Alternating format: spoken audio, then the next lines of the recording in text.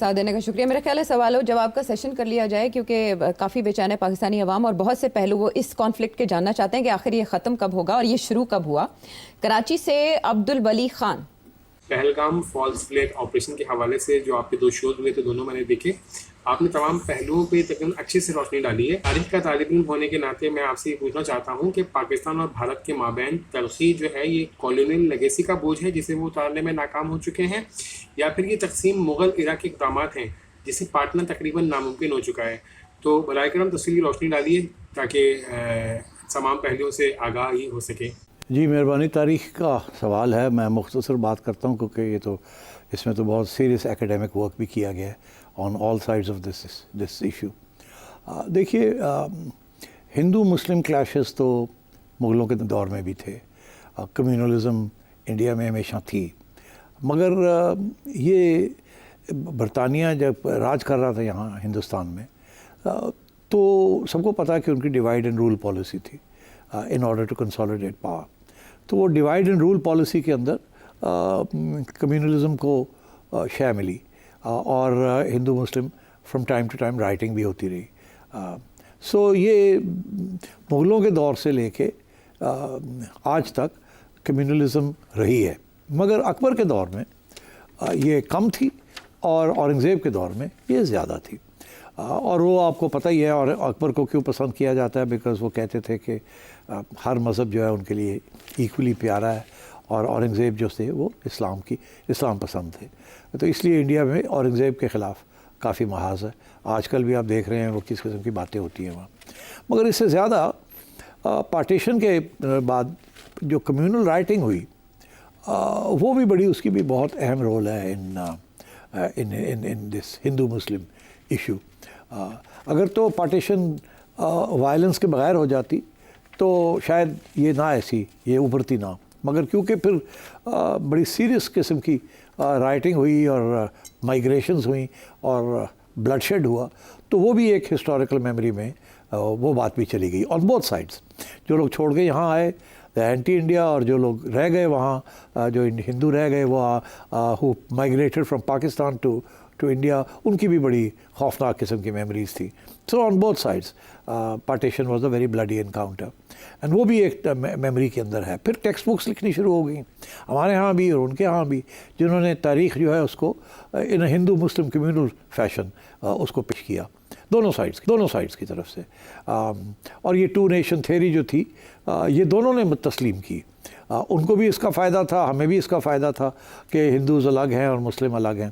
ہم نے تو یہاں پاکستان میں تو ہندو رہ ہی بہت تھوڑے گئے تھے، تو ہمیں تو ہندو مسلم یونٹی کا اتنا ایشو نہیں تھا. مگر انڈیا کے اندر it became a big issue because جو مسلمز رہ گئے تھے دے ور سین ایز ففتھ کالمنسٹس.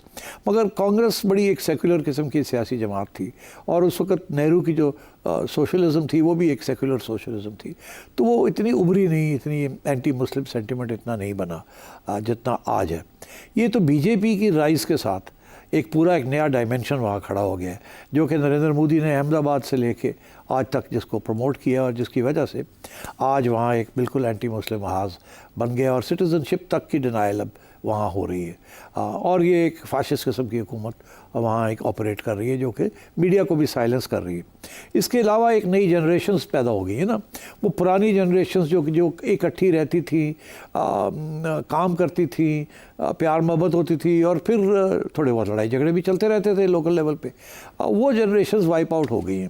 اب نئی جنریشنز آ گئی ہیں جنہیں تاریخ کا کوئی خاص پتہ نہیں ہے، اور وہی ہے تاریخ ان کو سمجھ، جو کہ اب بی جے پی نے 2000 سے لے کے آج تک جو بی جے پی بیج بو رہی ہے. یہ نئی جنریشن جو ہے وہاں بھی یوتھ بلج ہے، وہاں بھی اسی قسم کی سچویشن ہے. تو اس لیے میں سمجھتا ہوں کہ جیسے یہاں اسلامائزیشن ہوئی اور وہاں ہندوائزیشن ہو گئی.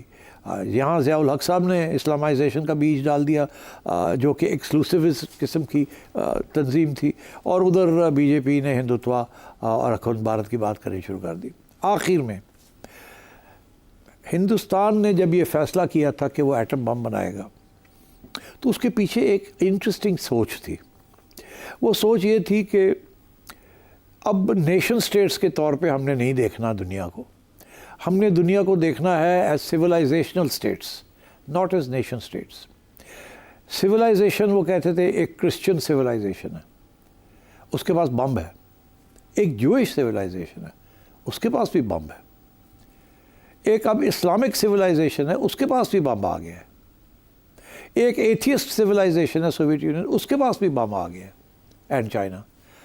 तो वहाँ एक ख्वाहिश पैदा हुई, एक सियासी शऊर पैदा हुआ कि इंडिया भी एक सिविलाइजेशन है और India as a civilisational state, उसके पास भी बम होना चाहिए। तो इसलिए उन्होंने फिर 74 में यकीन मेरा ख्याल है कि उन्होंने ये smiling Buddha atom bomb test किया, जिसकी बाद फिर जब ज़ियाउल हक साहब आए तो उन्होंने सोचा कि अब अगर ऐसी बात है तो फिर इस्लामिक सिविलाइजेशन भी एक है। अगर ख़ुद ही इंडिया कहता है इस्लामिक सिविलाइजेशन है, इस्लामिक बम, तो हम भी फिर इस्लामिक बम बनाते हैं। बिकॉज डोंट फॉरगेट, ये भुट्टो साहब ने ये कहा था कि we were going to make an Islamic बम 1974 में। तो आई थिंक इस किस्म की ये सोच चल रही है। इंडिया अपने आप को एक ग्रेट सिविलाइजेशन समझता है, जो कि वो चाहता है कि वो ग्रेट पावर बने। वो ग्रेट सिविलाइजेशन इसलिए नहीं बन पा रही है बिकॉज अभी भी वहाँ बहुत बड़ी एक मुस्लिम मेजॉरिटी है, और and then the whole caste system ये कंड्यूसिव नहीं है to great civilisation. And similarly reason के अंदर वो ग्रेट पावर नहीं बन पा रहा। तो इस किस्म की फ्रस्ट्रेशन है उनकी कि अभी तक वो एक्नॉलेज नहीं किया जा रहा उनको, और पाकिस्तान यहाँ बैठा हुआ है, और पाकिस्तान जो है वो उनको ग्रेट पावर या ग्रेट सिविलाइजेशन बनने नहीं दे रहा, बिकॉज उसके लिए वो उनको ज़रूरत है पाकिस्तान को डोमिनेट करने की। तो ये इस किस्म की सिचुएशन है। I think the British played a very important role, मगर उसके बाद जिस तरीके से सियासत चली या जिस तरीके से पार्टीशन हुई या जिस तरीके से India finally broke up into Pakistan and India and so on, उसमें भी एज़ यू नो अंग्रेज़ों का बहुत इंपॉर्टेंट रोल था। जिस तरीके ने उन्होंने ये डिवीज़न की आर्बिट्ररी किस्म की डिवीज़न की, आखिर तक हमें पता है इस बात का कि कायद आज़म मोहम्मद अली जिन्ना लड़ते रहे कि यूनाइटेड इंडिया के अंदर पाकिस्तान मुसलमानों को ऑटोनॉमी मिल जाए, मैक्सिमम ऑटोनॉमी मिल जाए, और उनकी सीट्स उनको अकॉर्डिंगली मिले। मगर नेहरू साहब ने और पटेल साहब ने, जो उनके उस वक्त लीडर्स थे, वो बात मानने से इनकार कर दिया। नेहरू को यही था कि जाना तो जाओ, फिर असी कम अज़ come will be able to build a strong secular state. और जाते जाते मैं एक बात कह दूँ, ये शायद बहुत से लोग मेरे से इत्तेफाक ना करें, मगर मैं सिर्फ ये चाहूँगा कि मुझे गाली देने से पहले जाके चेक कर लीजिए फैक्ट्स। इस्लाम कभी भी हिंदुस्तान में ख़तरे में नहीं था उस वक्त जब पाकिस्तान का डिमांड बना। मुसलमानों की इकोनॉमिक राइट्स और पॉलिटिकल राइट्स ख़तरे में थी, उन्हें किसी ने नहीं रोका था from practising Islam. Islam was never in danger, Muslims were in danger as a community with political and economic rights. That is why Pakistan was created. इसलिए कायद आज़म मोहम्मद अली जिन्ना ने इस्लाम का नाम तो लिया, but what he meant was Muslims of India. And so therefore Pakistan, मेरा ये मौक़िफ़ है, was never meant to be a theocratic state. हमारा भी यही ख्याल था कि हम एक लिबरल सेकुलर स्टेट बनेंगे where all minorities would be protected. And मगर ज़ियाउल हक साहब ने आके सब चीज़ को तब्दील कर दिया, और वो हम आज वो भुगत रहे हैं, और इंडिया में बीजेपी ने आके सारा कुछ तब्दील कर दिया, अब वो भुगतेंगे इस चीज़ को ना। इसीलिए ये प्रॉब्लम्स अब ज़्यादा बढ़ गए हैं। इसीलिए आर्टिकल्स भी लिखे जाते हैं कि नरेंद्र मोदी जी भारत का ज़ियाउल हक बनने जा रहे हैं, ये उनको टारगेट किया जाता है।